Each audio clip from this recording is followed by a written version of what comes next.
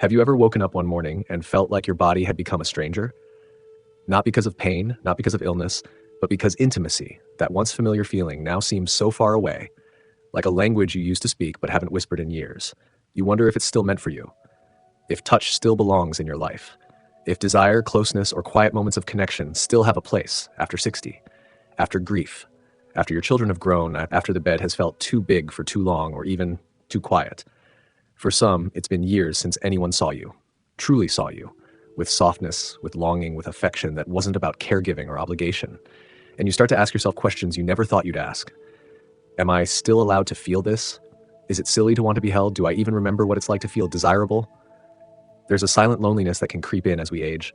Not the loneliness of being alone, but the loneliness of not being touched. Not emotionally, not physically. But here's the truth no one tells you. Intimacy doesn't end with age. It changes, it deepens, it slows down, it softens, but it never disappears, unless we silence it. There are still parts of you that long to be seen, still tender places that want to feel safe and close and real. And that longing, it's not something to feel ashamed of, it's something to honor. As the poet Mary Oliver once wrote, you only have to let the soft animal of your body love what it loves. This video isn't about fixing anything, it's about remembering that no matter how many years have passed, no matter how many goodbyes you've had to say, or how long it's been since someone touched your face with care, you are still a woman. And your need for connection, real, soulful, gentle connection, is not only valid, it is sacred. So let's begin. Not with answers, but with a story. Her name was Joan. She was 67 when she realized she hadn't been touched in over 6 years. Not accidentally, not affectionately, not intimately. Her husband, Mark, had passed away just after their 40th wedding anniversary, a slow, quiet decline through illness that left her more caretaker than wife in those final years. When he was gone, it wasn't the silence that startled her most. It was how quickly the world seemed to forget she was still a woman. At first, she kept herself busy. Church, quilting club. She even started volunteering twice a week at the library. Her daughters called on Sundays. Her granddaughter sent drawings in the mail. Life was not empty, but it was quiet. And that quiet was not peaceful. It was hollow. One evening, Joan stood in front of her bedroom mirror, not to put on makeup or to adjust her cardigan. She just stood there, staring. Her hands hung loosely at her sides, and she whispered just to herself, "Am I still here?" That night, she remembered something she hadn't thought about in years. The way Mark used to trace the curve of her shoulder with his finger while she read. Not with any urgency, just because he loved her skin. She cried, not from grief, but from something deeper, the ache of being untouched. Not just physically, but emotionally. Unwitnessed, unseen. The next day, she did something that surprised even her. She signed up for a beginner's watercolor class. It wasn't the art that drew her in. It was the hope of being around other people, of sitting close, of laughing without thinking about what came next. In that class, she met Clara, 71, with snow-white hair and a wicked sense of humor. They painted side by side for weeks before Joan told her about the ache. They sat under a tree after class one day, watching birds skim the surface of the pond, and Joan said, "Sometimes I think I miss being wanted more than I miss being loved." Clara didn't blink. She reached over, took Joan's hand, and said gently, "You're still wanted. You just forgot to let yourself feel it." It wasn't a romantic moment. It was something older, deeper. It was intimacy. Safe, kind, and present. They began to meet every Friday. They cooked simple dinners together, talked about old lovers, read poetry aloud. One evening, Joan noticed Clara's hand resting next to hers on the table, and without a word, she placed her own hand over it. It was warm, still, beautiful. That night, Joan didn't cry. She just sat in bed and whispered, "Yes, I am still here." Loneliness isn't always about being alone. It's about feeling untouched. There's a kind of ache that doesn't show up in conversation. It lives beneath the surface, in the way we pause before reaching out, in the way we flinch just slightly when someone hugs us too suddenly, in the way we touch our own arm while watching a movie, without realizing we miss that simple, absent-minded contact. It's the loneliness of not being touched. After 60, that kind of loneliness becomes more common than we like to admit. It's not that we're unloved. Many women still have family, children, friends, but intimacy, that soft, steady presence of another body near yours, that often fades without warning. Psychologist Virginia Satir once said, "We need 4 hugs a day for survival, 8 for maintenance, 12 for growth." But what happens when you go weeks without a single one? The body forgets how to be held. The heart forgets it's allowed to reach. Many women over 60 report that even when they feel emotionally close to people, they still miss the physical side of connection. It's not about sex, it's about nearness, about the human need to feel skin, warmth, breath beside you, not for performance, but for presence. In one study by the AARP, over 35% of older adults said they rarely or never experience any form of physical affection. Not a hug, not a hand on the back, not even a brush of the arm. And yet, when asked if they missed it, their voices cracked. There's a myth that women become asexual after a certain age, that they no longer want or need or care for physical touch. But that's never been true. What does happen is that women get quieter about those needs. Society stops asking, family shifts attention, and slowly that silence becomes mistaken for absence. But the need is still there. You might remember the smell of someone's skin from years ago. The safety of their chest against your back in the morning, the way their thumb used to brush the back of your hand in the grocery store line. These memories don't fade because they're wired into the nervous system. The body holds the score. The healing begins when we remember that this need isn't shameful, that even if it's been years, even if grief, divorce, or time has created distance, you are still allowed to long for connection. It might start with something small. A massage, holding a friend's hand, letting someone brush your hair, even sleeping with your hand resting over your own heart, just to remind yourself you still live there. As Buddhist teacher Tara Brach once wrote, you can't force love, but you can prepare the soil with presence, with gentleness, with attention. And so, maybe tonight, when you're getting ready for bed, you place lotion on your arms slowly, not as a task, but as an act of care. Just your hands, your skin, your presence. And you ask softly, what part of me has gone untouched for too long? You don't have to be chosen to feel worthy of love.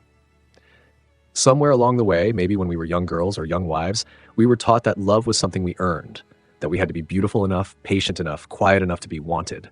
And if we weren't chosen romantically, sexually, emotionally, it meant something was wrong with us. But that's never been true. Being wanted is not what makes you worthy. Being loved by someone else is not what defines your value. Still, when a partner leaves or passes away, when the dating world becomes silent, when the phone doesn't ring the way it used to, a doubt can begin to settle deep inside. Maybe I've become invisible. In a culture obsessed with youth, women over 60 are often overlooked. Even commercials seem to pretend that desire has an expiration date, as though gray hair or soft skin means the end of intimacy, of possibility, of being seen as beautiful. But listen closely. That feeling of invisibility doesn't come from your age. It comes from forgetting to see yourself.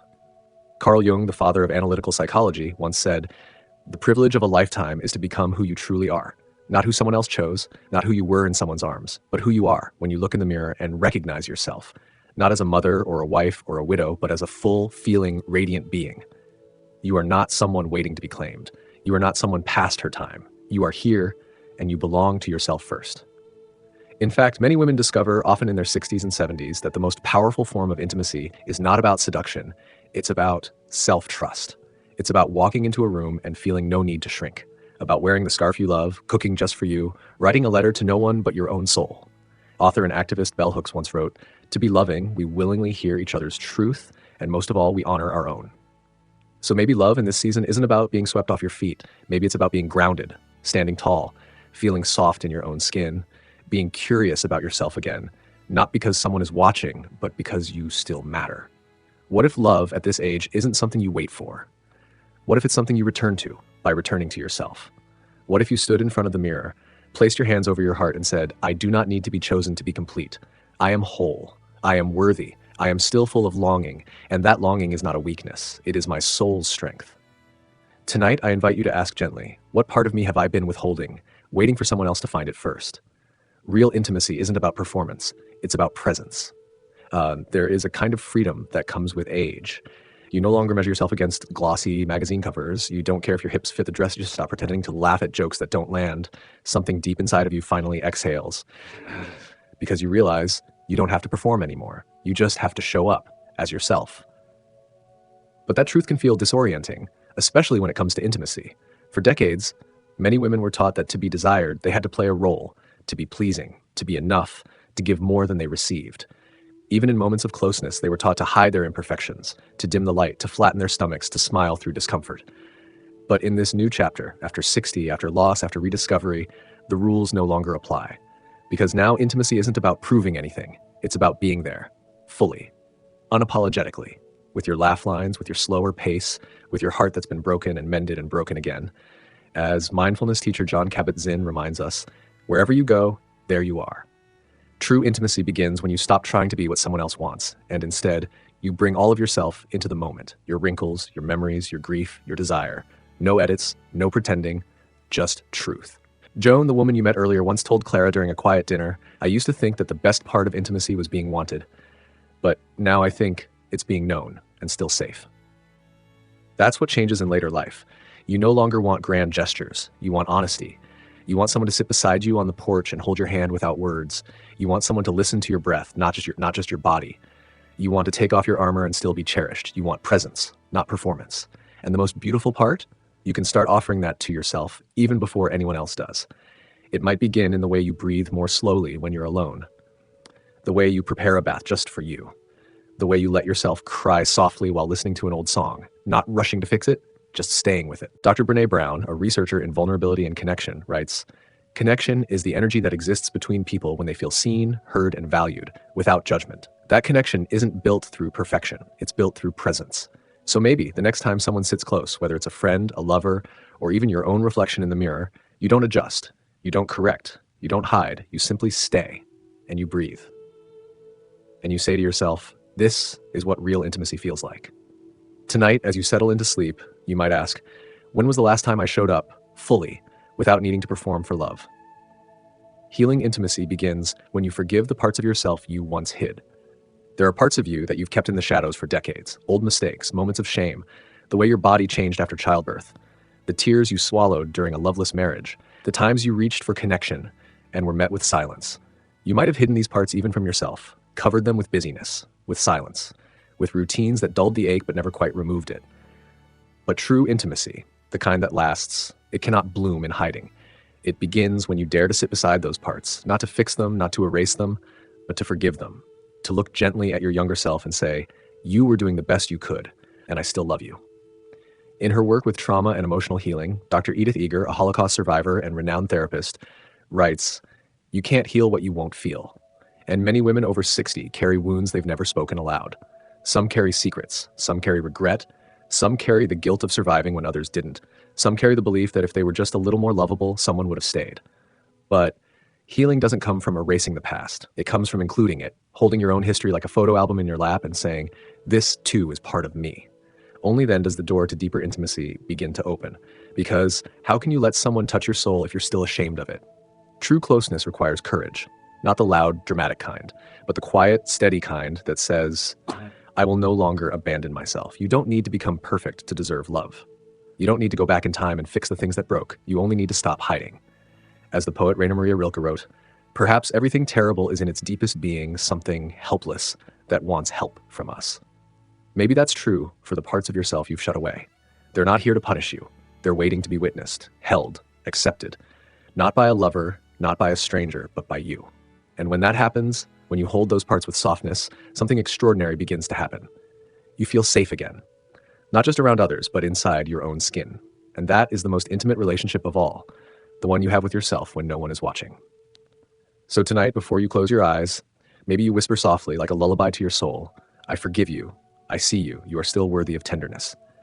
And then maybe you ask, what part of me have I been waiting too long to welcome back home?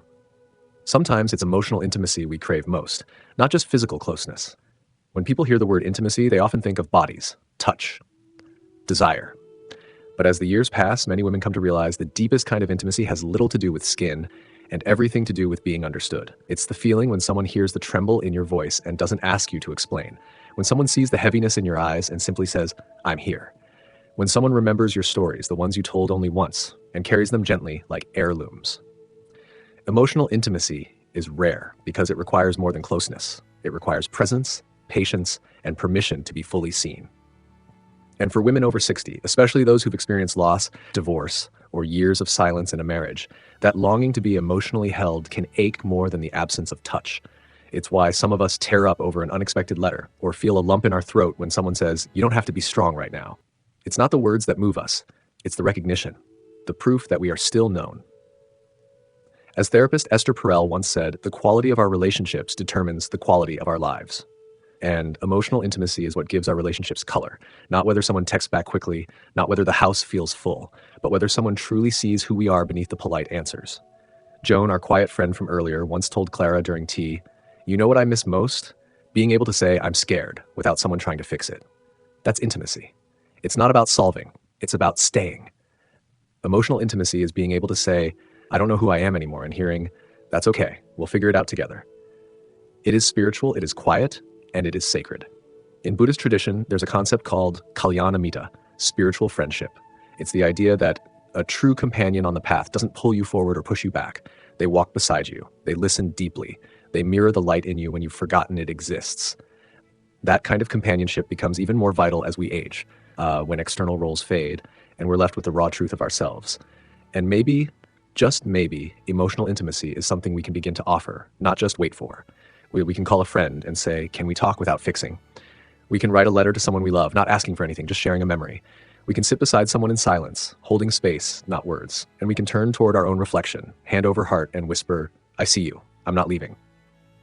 So tonight, if the house feels too quiet or the bed feels too wide, maybe the question isn't who will hold me. Maybe the question is, who have I let see my truth lately? And can I let myself be seen a little more tomorrow? You don't have to wait to be loved. You can become the love you've longed for. For much of life, we're taught to wait. Wait for the right person. Wait for someone to notice us. Wait for the phone call, the letter, the hand reaching back. And in that waiting, we often quiet our own needs, thinking if I'm patient, maybe love will find me again. But what if you didn't have to wait anymore? What if you could become the very love you've spent your life searching for? This doesn't mean giving up on others.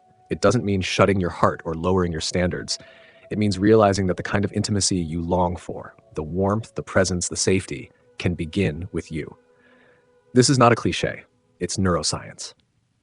Studies in self-compassion led by psychologist Dr. Kristen Neff show that people who practice kindness toward themselves, who speak gently to their pain, who care for their bodies, who forgive their own stumbles, actually experience greater connection in their relationships. Why? Because they're no longer starved. They're no longer approaching intimacy with emptiness, hoping someone else will fill it.